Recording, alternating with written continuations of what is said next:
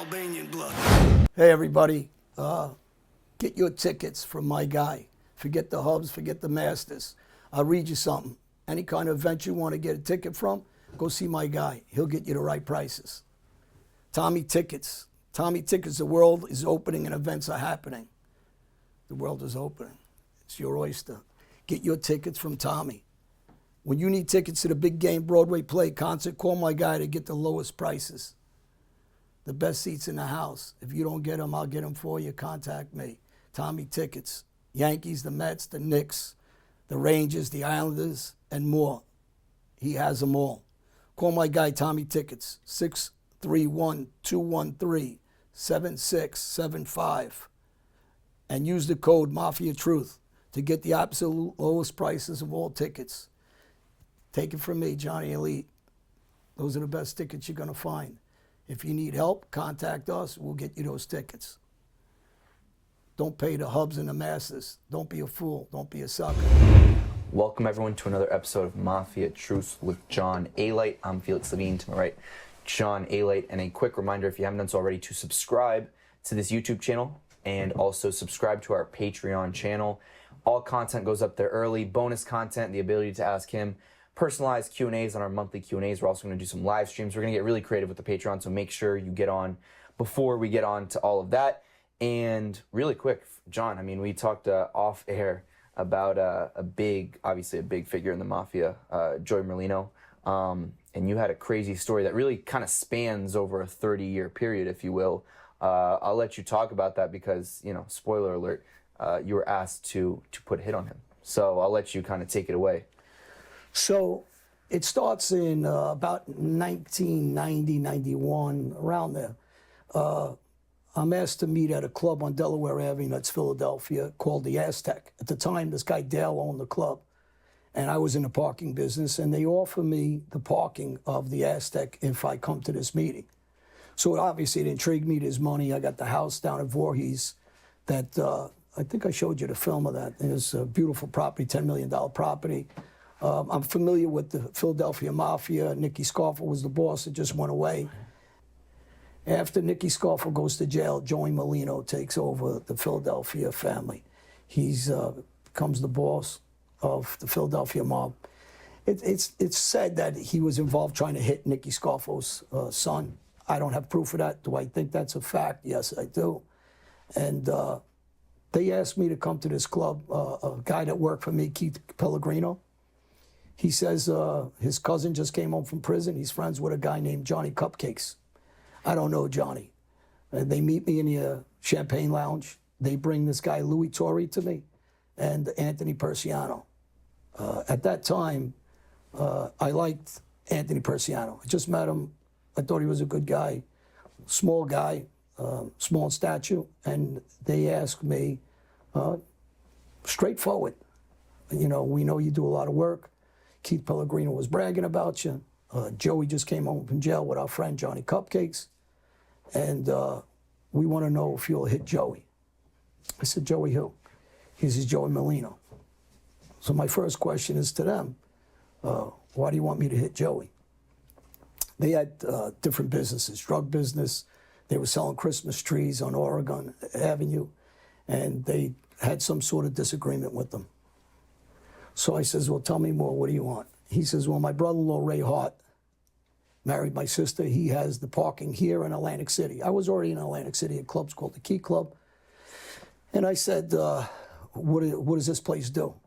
And it was quiet that night. And they says, well, come back and you'll see. It probably makes about $2,000 a week. And, you know, I know the business. They were giving me the numbers. I talked to Ray Hart. He reluctantly wanted to give it up, but Anthony made him give it up. And we discussed what they want and how they want me to hit Joey. And I didn't really know Joey well at all at that time. Later on, as time goes on, I'm talking to him a couple more times about hitting Joey. And I end up saying, no, I won't do it. And they were surprised why I said I wouldn't do it. Because I looked into what was going on, and they were having a back and forth with Joey for a while. And he asked several other people to kill Joey prior to me. I said, there's nothing in this for me with all you guys going back and forth. The money's no good. This is no good. but they already gave me the parking company, so I end up taking the parking company. And I wasn't giving it back at that point, and that was part of the agreement. If I take it and I discuss it, doesn't mean I'm going to do it, but I'm taking the parking company for even sitting down with you guys and doing this. And again, I liked Anthony. As time goes on, Anthony gets pinched for a murder. And he goes to jail for 20-something years, supposedly for a murder he didn't commit. He confessed to the murder somehow, and they backed out, and he did 20-something years. I really don't know the details of why. And I was told at that time from Louis Torrey that Anthony didn't do the murder, commit the murder. Then I was told for somebody else he was protecting Louis. It was Louis's body. And I wasn't sure. By the mid-'90s, I get friendly with most of the Philadelphia guys, whether it was Nicky Whip and different guys that I know. Later on in jail, I get friendly with Johnny Gons and his brother, and I get friendly with, Turchi. I'm very friendly with the son. His father becomes a very good friend of mine, concierge of the family. He gets killed recently. Not recently, but when we first come home, we were in a halfway house together. And he gets killed. Johnny Gons gets killed. Guys are getting killed as the time goes on. And just recently, to move the story forward, Anthony Persiano gets out of prison, and somehow he gets in the good graces of the Philadelphia mob again. And he's wearing a wire. And I believe it was about 2015, he actually tape records the induction of 5 members of the mob. And at that induction, there's cases running off of, there's some convictions, and there's some open cases going on now. While he's away, Louis Torrey gets locked up, and he's in prison, and his uncle, who's involved in some of the plotting and drug dealing, is wearing a wire on him in the jail. So his uncle becomes a government informant. He's somewhere off to the sunset. His father had cancer. On the way to get his treatments, he gets murdered. Louis hangs himself in jail. He doesn't want to be a rat, and he kills himself because his uncle's wearing a wire on him in the cell. If you fast forward to today, Anthony Persiano is all over the media because of this wearing a wire. Now, I'm not sure if he held a grudge all these years and that's why he did it, or he got jammed up again. I'm not sure. I was friendly with his sister. I don't have a bad word to say about Anthony, whatever he's doing with his life. As far as Joey, I never disliked him. I thought he was a good guy to his friends. I think he's a true gangster. I'm not advocating the mob world, but I got to call it the way it is. He did some work on his own. He had balls. He's intelligent. And that was one of the things that just happens in this life. Now, I met him over the years. I socialized a little bit with him, with Ronnie Church actually brought him to me, and we went out together. And never really hung out past a couple times with the guy. Back in the day, we used to go to Enchanté with the Philly guys. I went to Jerry Blavitt's place down in Margate.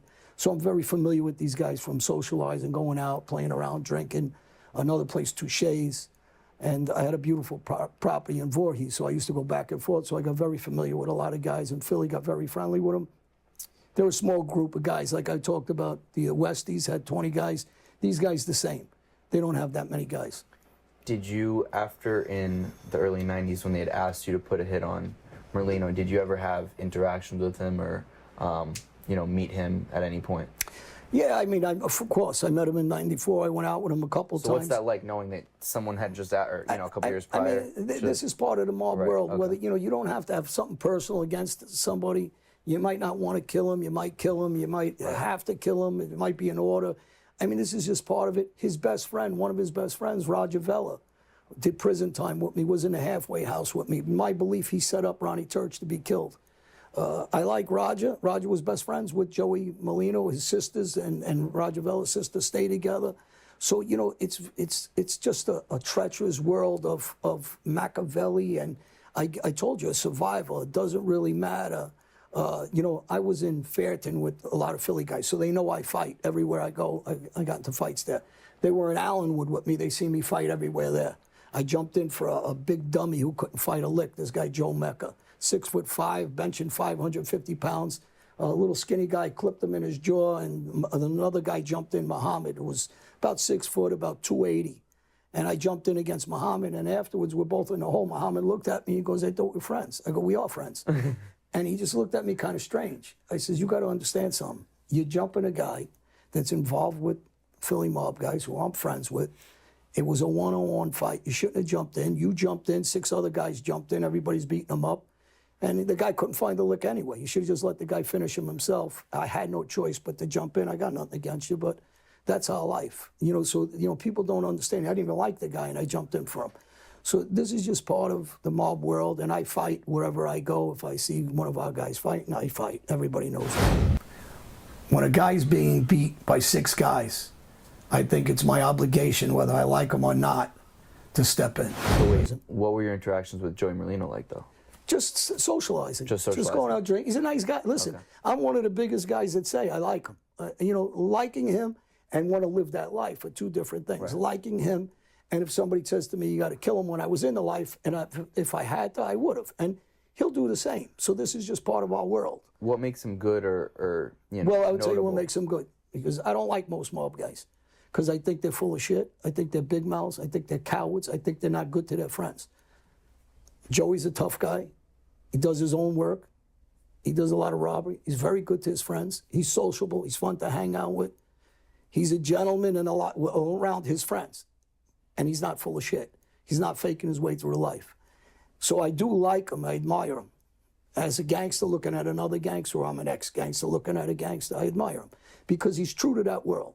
Most of the guys are fakers. They don't do what he did. And when Nicky Scarfa was a very dangerous boss and went to jail, he went after his son to kill him. And Joey's always been good to his friends. So this is one of the key things for me to say he ain't a bad guy. Now, the Philly guys, I don't know a lot of the new guys, obviously. I knew the older guys.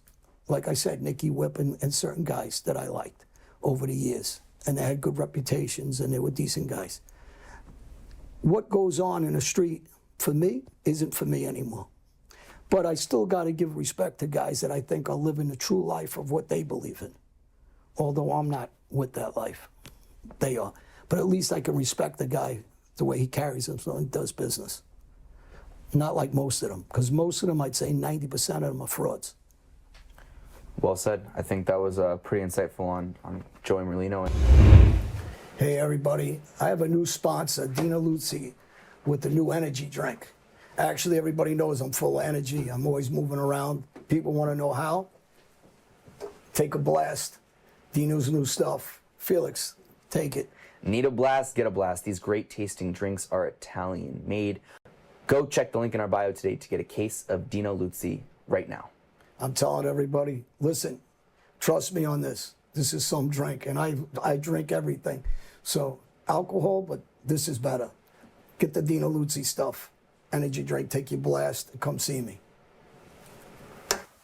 We are happy to announce that we have just launched our new custom bats line signed by John Alite. If you want to get a custom bat signed by John Alite, go to mafiatruthswithjohnalite.com today to get your custom signed bat by John. I promise I won't hit you with it. You too, Felix. I'm going to give you a custom signed bat. You guys contact us, and I'll sign the bat, and I promise I'm not hitting anybody with them anymore. Beautiful. Go get yours today. And then also quick, you have a book coming out soon, I know?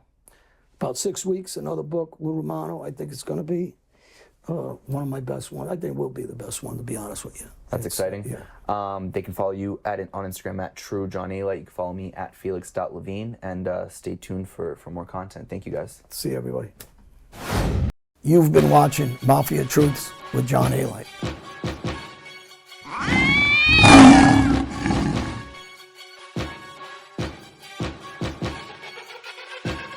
I'm Albanian blood.